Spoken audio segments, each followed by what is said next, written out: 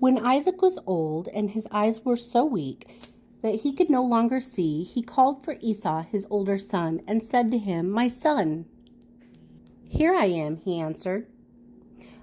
Isaac said, "I am now an old man, and I don't know the day of my death. Now then, get your weapons, your quiver and bow, and go to the open country to hunt some wild game for me. Prepare me the kind of tasty food I like, and bring it to me to eat, so that I may give you the blessing before I die." Now Rebekah was listening to Isaac as he spoke to his son Esau.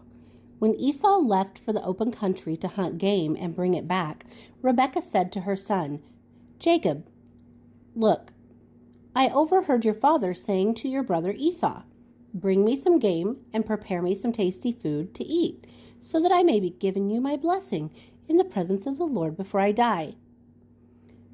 Now, my son, listen carefully to what I tell you to do. Go out to the flock and bring me 2 choice young goats, so I can prepare some tasty food for your father just the way he likes it. Then take it to your father to eat, so that he may give you his blessing before he dies." Jacob said to Rebekah his mother, "But my brother Esau is a hairy man, and I am a man with smooth skin. What if my father touches me? I would appear to be tricking him, and would bring down a curse on myself rather than a blessing." His mother said to him, "My son, let the curse fall on me. Just do what I say and go get them for me." So he went and got them and brought them to his mother, and she prepared some tasty food just the way his father liked it. Then Rebekah took the best clothes of Esau, her oldest son, which she had in the house, and put them on her younger son Jacob. She also covered his hands and the smooth part of his neck with goatskins. Then she handed her son Jacob the tasty food and the bread she had made. He went to his father and said, "My father." "Yes, my son," he said. "Who is it?" Jacob said to his father, "I am Esau, your firstborn. I have done as you told me. Please sit up and eat some of my game so that you may give me your blessing." Isaac asked his son, "How did you find it so quickly, my son?" "The Lord your God gave me success," he replied. Then Isaac said to Jacob, "Come near so I can touch you, my son, to know whether you are really my son Esau or not." Jacob went close to his father, who touched him and said, "The voice is the voice of Jacob, but the hands are the hands of Esau." He did not recognize him, for his hands were hairy like those of his brother Esau.